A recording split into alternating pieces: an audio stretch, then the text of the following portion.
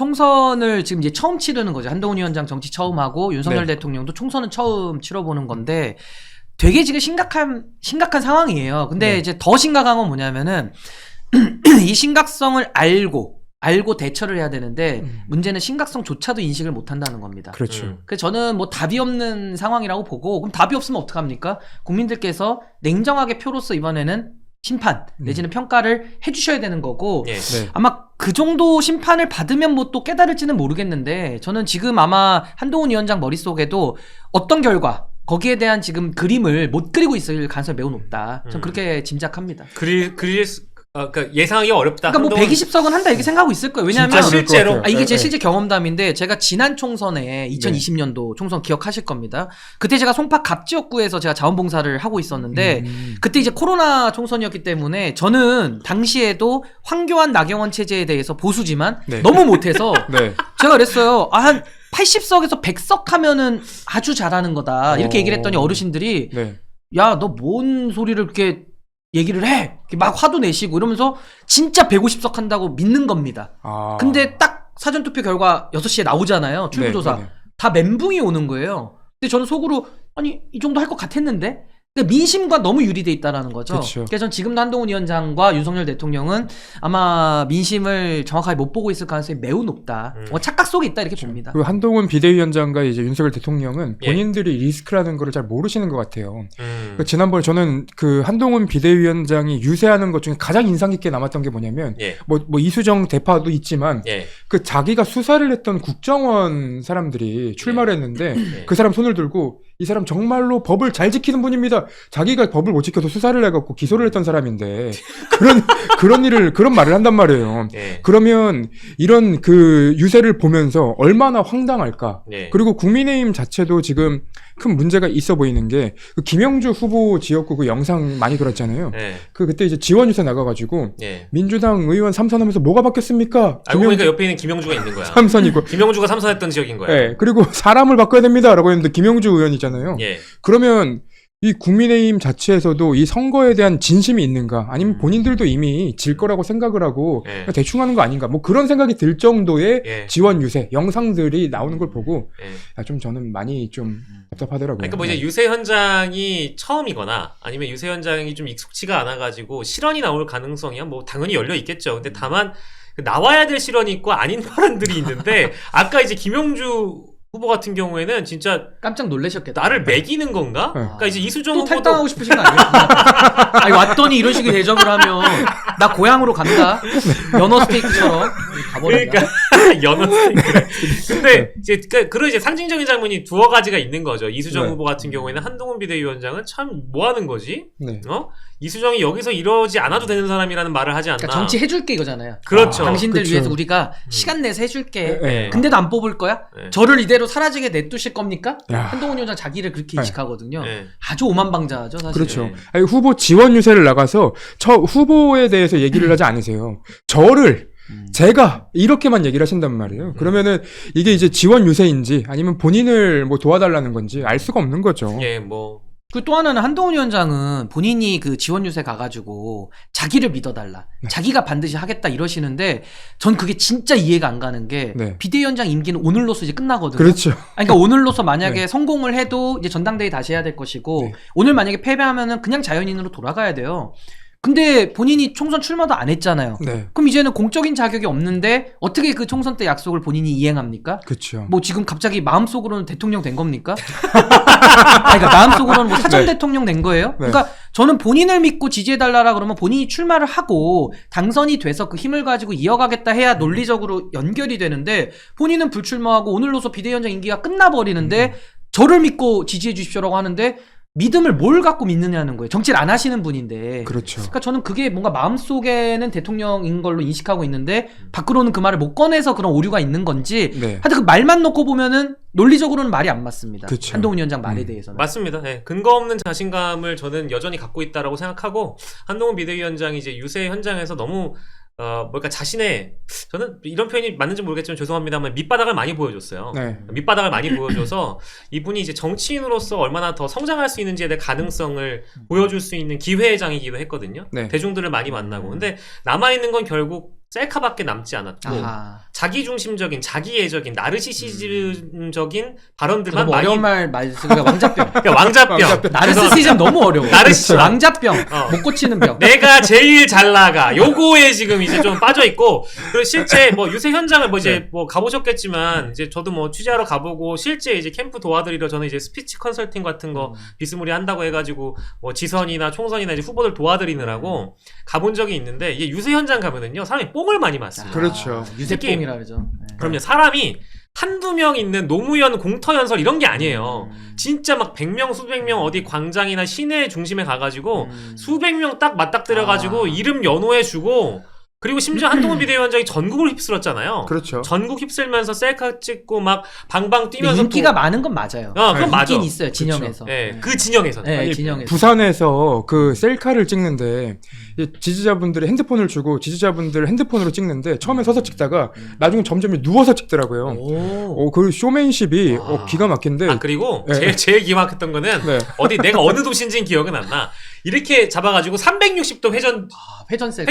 회전 셀카 있죠. 와. 회전 동영상. 요거. 그 인기 배우 주연 배우 그렇죠. 천만 관객 해도 구하기 힘든 촬영인데. 아니 이거 BTS 와. 콘서트 끝나고 하는 거지. 아. 그러니까 이제 저는 한동훈 네. 비대위 많이 취해 있는 건 맞네요. 그렇죠. 제가 볼 때. 취해 있는 왜냐면 것 같아요. 그런 행동은 일반적으로 하긴 좀 어려우니까. 그렇죠. 네, 다시 얘기로 아. 돌아가자면 가서 이제 후보들이 연설이 거의 막 마무리되어 갈 쯤에 마이크를 뺏어가지고 자기 할 말만 한다든지 그렇죠. 자기 할 말 다 끝나고 그냥 후보 보지도 않고 내려간다든지. 김도호 후보가. 그렇지, 우리 얘기했던 거 김도읍 김- 얘기나 네. 이제 이런 장면들을 봤을 때 한동훈 비대위원장은 지금 정상적이고 뭔가 취해 있네요. 합리적인 그렇죠. 이런 판단을 하기가 어려운 상황에 아. 놓여 있는 게 맞고, 실제 신인규 위원장님 말씀 그대로 아마 지금쯤 120석 하지 않을까.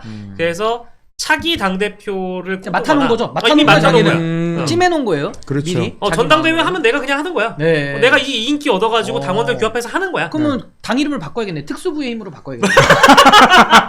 아니, 특수부의 힘이죠. 특수부의 아니, 힘이죠. 검찰 지명제 네. 아닙니까? 그렇죠. 다음 3부장 당신이 해 아. 이렇게 하는 거 아니에요? 아, 그렇지. 아니 뭐예요? 지금 당 대표를 뽑아야 되는데 자기가 어떻게 맡아놓습니까? 아, 진짜 그렇죠. 너무 웃긴다. 예, 그러니까 네.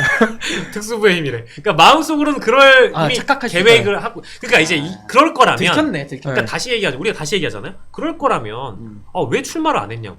그렇죠. 아니 내가 그 아니 약간 얘기야. 왜 출마 안 했냐면 좀 멋있어 보이려고. 아. 그러니까 출마를 안 함으로써 나는 기획권을 권력에 집착하는 그런 구태가 아니야 라면서 당신들 잘라낼 거야 라는 네. 명분을 만들기 위해서 일부러 안 한 거지 진정성 있게 안 한 걸로 보기도 그렇지. 어려워요. 나중에 네. 나를 추대해줘 뭐 이런 그렇죠. 겁니까? 그래서 꽃가마를 네. 제작해와 네. 라는 약간 사인 아닌가. 근데 해주겠냐고요. 아니 근데 진짜. 저는 한동훈 위원장이 왜 이럴까를 봤을 때 보통 고시 시험 있잖아요. 사법고시. 네. 이것도 소년등과가 갖고 오는 폐해가 되게 많아요. 음. 뭐 제가 일반화할 수는 없지만 네. 우병우 수석 같은 경우에 옛날에 그 레이저 눈빛 같은 거 있잖아요. 그러니까 굉장히 좀 오만해질 수밖에 없단 말이에요. 갖춰지지 않았는데 갑자기 공부 조금 잘했다고 모든 걸 가져버리니까 사람이 오만불손해지는 건데 한동훈 위원장은 소년등과를 했잖아요. 네. 그러고 나서 정치도 거의 뭐 작년 등과 한 겁니다. 그쵸, 그럼 오자마자 비대위원장 하는 사람이 어디 있어요? 정치 경력이 일천한데 그러다 보니 이분이 정치에 대해서 전혀 모르는데 지휘를 해야 되고 뭔가 이렇게 사람들의 스포트라이트를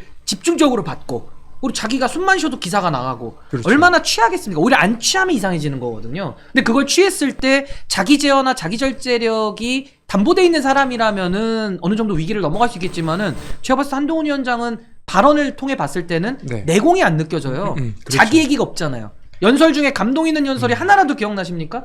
없어요. 그렇게 연설을 수백 번 했는데 그렇죠. 명연설이 하나도 없어요. 감동 있는 연설을 찾는 것보다 그 말이 되는 연설 찾는 게 더 빠를 것 같아요. 아 국어가 되는 거를. 국어가 되는 거.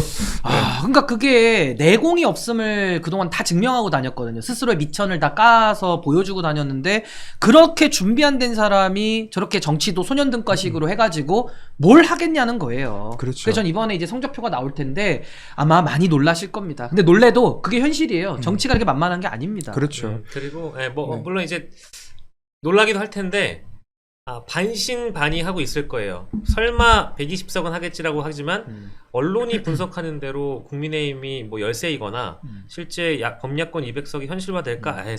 설마라고 생각할 텐데 그 설마 하면서도 불안한 마음이 있기 때문에 연설 도중에 내뱉었던 말 중에는 본심이 다 드러나잖아요. 제가 여기 등장한 지 100일밖에 안 됐는데 나한테 그 얘기 많이 해요. 기회를 안 줄 거냐. 그리고 제가 내가 총선 이후에 다 약속 지키겠다라고 자꾸 얘기하면서 나를 살려달라고 하잖아요. 그러니까 이제 거의 읍소거든. 나를 버리실 거냐는 표현도 왕왕하잖아요. 아니 100일밖에 안 된 사람이 왜 비대위원장을 그럼 넙죽 받아요? 그렇죠. 아니 100일밖에 안 됐으면 지방의원부터 하셔야 될 거 아니에요. 그렇죠. 뭐가 말이 안 맞아 이분은 늘. 그렇지. 예? 100일밖에 안 돼서 봐달래며 그럼 예. 왜 가장 책임 많은 자리에 왜 갑니까? 그렇죠. 본인 분수를 알아야지. 그리고 애초에 한동훈 비대위원장이 등장했을 때 네. 이 한동훈 비대위원장한테 기대했던 건 특수부 검사로서의 어떤 그 스마트함 뭐 이런 것들을 기대를 했던 거잖아요 처음에는. 근데 시간이 조금 지나니까 윤석열 대통령과 똑같은 사람, 그러니까 마른 윤석열 뭐 이런 느낌밖에 안 들어서. 술 안 먹는 말 빠른 윤석열. 그렇죠. 술 안 보통은 술을 안 먹는 말이 빠른 윤석열. 술 안 먹고 똑같아요, 말 빠른 나머지는. 윤석열. 네, 나머지 똑같습니다. 그게 이제 네. 저는 그 마지막 유세 때 저는 그게 이제 다 드러났다고 보거든요. 네. 그러니까 윤석열 대통령과 한동훈 그 비대위원장의 공통점이 꽤 많은데 예. 하나는 본인이 말을 내뱉어요. 그러면 본인이 수습이 안 되면 당이나 아니면 이제 다른 사람들이 그거를 수습을 하고 예. 그리고 그게 수습이 안 되면 이제 그거를 얘기한 사람들을 약간 뭐 음모론자 아니면 예. 이제 정치적인 공작을 하는 그런 사람들을 몰아가는 행태를 보이고요. 예. 그리고 다른 하나는 큰 그림에 대해서 생각이 없고 그냥 이벤트성으로 특수부 검사식의 이제 어떤 정치를 하는 거예요. 그래서 어제도 사실은 마지막 유세 현장에 각 당별로 의미가 있는 곳으로 갔단 말이에요. 예. 민주당 같은 경우에는 이제 용산으로 갔죠. 여기는 이제 그 이재명 대표가 선거를 처음 시작했던 그리고 마무리를 하는 그리고 정권 심판론을 좀 부각시키기 위해서 용산 대통령실 근처에서 이제 마지막과 처음을 한 거고 조국 혁신당 같은 경우에는 어제 그 광화문에서 했는데 그 설명을 하기로는 박근혜 촛불 집회를 해서 박근혜를 탄핵시켰던 그래서 윤석열 탄핵 이거를 이제 주장하기 위해서 선명성을 내보냈는데 예. 국민의힘은 청계광장으로 갔어요. 청계광장에서 뭐를 하려고 했는가? MB. 예, MB의 치적. 예. 근데 MB는 본인들이 깜빵 보낸 사람 아니에요. 그러면 MB 손을 잡았잖아 MB랑. 권성동 뭐 결국은 그렇게 됐는데. 장재원 이렇게 손을 잡았기 때문에. 그래서 이 MB의 상징성 이거 국민의힘에서 설명하기 전까지 아무도 몰랐어요. 예, 근데 어제 방송 나와서 거의 뭐 동일한 내용들로 청계광장에서 한 것은 MB의 상징성, 보수의 뭐 치적 때문이다 이렇게 얘기하는데 정말로 공감이 안 됩니다. 아. 네. 근데 본인들이 수사를 했잖아요 MB. 그렇죠. 그래놓고서 이제 와가지고 또 치적이라고 그 치켜 세우는 게 너무 네. 이거 모순적이다. 그렇죠. 아니, 사면했다고 해서 죄가 없는 게 되는 게 아니거든요. 그러니까 죄가 있는데 대통령이 그걸 봐주겠다라는 시혜적 은사적 권리로 그렇죠. 권한을 행사하는 거지 죄가 없어지는 게 아니에요. 근데 마치 이제 와서는 뭐 MB가 뭐 죄도 없고 무슨 훌륭한 사람인 것 마냥 이게 치적처럼 올려 세우는 게 네. 너무 좀 이율배반적이다. 그렇죠. 그리고 저는 이제 한동훈 위원장 하나만 더는 참고하면 이번에 결과가 나오면 이분이 성적표로 받아들이고 성찰을 해야 될 거 아니에요. 네. 근데 성찰도 아무나 하는 게 아니거든요. 아. 전 성찰 능력도 없다고 봐요. 네. 그럼 이런 분들이 어디로 빠지느냐? 황교안의 길을 갑니다. 왜냐면 거기가 또 돈이 되거든요. 그러니까 황교안의 길이라는 게 뭐냐면은 성적표를 본인이 못 받아들이면서 네. 이거는 조작이 된 것이다. 부정선거다. 그러니까 시험을 못 봐서 떨어졌으면 내가 시험을 더 열심히 공부해서 다음에 붙어야겠다 이렇게 생각해야 정상인데 네. 시험 떨어지니까 이 학생이 수험서 다 불태워버리고 네. 이거 수험 OMR 카드에 액체가 문제가 있다. 내지는 OMR 카드에 네. 제조사에 문제가 있다. 이러면서 가가지고 네. 1인 시위하고 들어눕는 거거든요. 네. 그래서 유튜브를 키면 이제 거기에 또 코인이 몰리기 때문에 네. 그래서 저도 황교안의 길을 갈 가능성이 매우 높다. 조심해야 됩니다. 이거 이미 진짜. 황교안 전 대표는 이제 시작을 하셨던데요. 예. 그 말 위에 올라탔죠. 부정선거를. 예, 못 올라탔더라고요. 내려옵니다 거기는. 예.